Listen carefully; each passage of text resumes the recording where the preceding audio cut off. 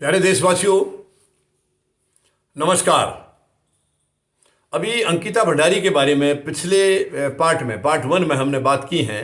जब उसको आकर के करीब करीब 8-10 दिन हुए थे, तब तक का जो डेवलपमेंट है, यानी पुलकित आर्या ने अपने रूम में शिफ्ट कराने के बाद उसने कुछ नाजायज़ हरकत करने की कोशिश की थी, जिसके बाद से अंकिता अनकंफर्टेबल थी और उसने अपने दोस्त के साथ भी ये शेयर किया। दोस्त ने भी फिर कहा कि तुम देख लो और कहीं 2-4 दिन और देख करके। खैर, उसके बाद फाइनली 17 सितंबर को फिर पुलकित आर्या ने कहा कि यहाँ 19 को हमारे यहाँ कोई वीवीआईपी गेस्ट आ रहे हैं और तुम्हें उनको कुछ विशेष सेवाएं देनी है। और विशेष सेवाएं देने का मतलब था उनके साथ फिजिकल रिलेशन बनाने का, जो कि अंकिता ने साफ तौर पर मना कर दिया गया। इसको कुछ दबाव भी डाला गया होगा, कुछ कहा गया होगा कि कोई ऐसी बात नहीं है, तुम्हें पैसे मिलेंगे, मुंह मांगे पैसे मिलेंगे। लेकिन बच्ची ने साफ कह दिया कि मैं गरीब घर से ज़रूर हूँ, लेकिन अपने शरीर का सौदा नहीं करती। शायद ये चीज़ें उनको अच्छी नहीं लगी होंगी, क्योंकि ये वहाँ पर जो भी चल रहा था, जैसे भी था, वो ठीक नहीं था। तो ये कहने के बाद, और वहाँ पर एक्चुअली ये अब मौत के बाद बातें पता चली हैं कि वहाँ पहले से यही काम हो रहा है, देह व्यापार का काम पहले से किया जा रहा है। ये बदनाम रिजॉर्ट था, अंकिता को नहीं पता चल पाया। यानी एक और कपल जो वहाँ काम कर रहा था, उससे भी बातें हुई हैं, उन्होंने भी ये कहा है कि यहाँ महिलाओं के साथ बदसलूकी की जाती है।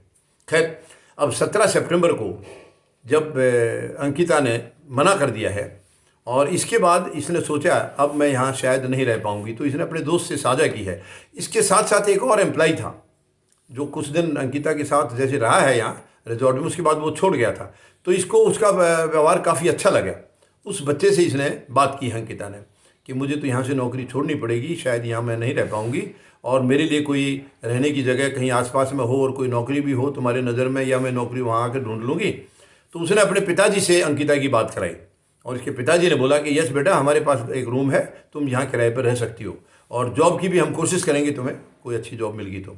ये प्लान कर ही रही थी अंकिता, ये 17 को ही उन्होंने बात की थी, और 18 को दोबारा से बात होकर के वो कंफर्टेबल होगी कि मैं अब यहाँ से निकल जाऊँगी। तो 18 को उसने बताया होगा पुलकित आर्या को, क्योंकि जाना है। उसने कहा कि नहीं नहीं, आज तुम कैसे जाओगी, कल तो यहाँ वीवीआईपी आ रहे हैं, कल के लिए तो रहना पड़ेगा। इस किस्म की बातें हुई हैं, लेकिन अंकिता ने उसको मना कर दिया था। इसके बाद पुलकित आर्या को भी ये लगने लगा कि कहीं बाहर जाके ये कहीं किसी को बताएगी तो दिक्कत होगी। तो उन्होंने कहा नहीं नहीं, तुम्हारा मूड ठीक नहीं है, तुम परेशान हो, चलो कहीं बाहर घूम के आते हैं। तो होटल के दोनों मैनेजर, असिस्टेंट मैनेजर और मालिक अंकिता को लेके, यानी जो इनका असिस्टेंट मैनेजर था उसने अपनी बाइक पर अंकिता को बिठाया और बाकी दोनों, ये पुलकित आर्या और ये अलग बाइक उस पर स्कूटर पर रहे। और ये जाकर के कहीं एम्स के पास वहाँ से अंकिता ने अपने दोस्त को फ़ोन किया है, काफ़ी देर बात हुई है। वो कुछ पूछना चाह रहा था, लेकिन इसने कहा कि वो तीनों अभी मेरे पास ही हैं, तो मैं बाद में बात करूँगी। उसके बाद ये वहाँ बारात पर आए हैं।